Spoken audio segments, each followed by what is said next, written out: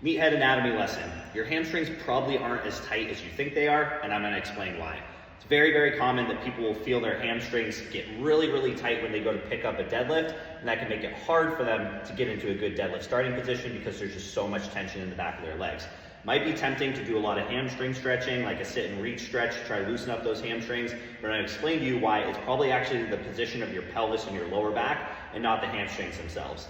Hamstrings cross your knee and your pelvis, and when you overarch your lower back, like trying to get your chest up in a deadlift, that pre-stretches the hamstrings closer to your hips. It can make it really, really hard to get down to the bar without feeling like your hamstrings are going to tear. I'm going to prove to you why that is. So a very, very common way to assess hamstring length is to do an active straight leg raise.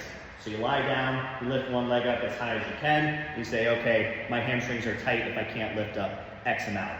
What happens is, if I lie down like this and I really arch my lower back, get as much space between my back and the ground as possible, and I go to lift my leg up, I can't lift it very high before it feels like my hamstring gets super tight.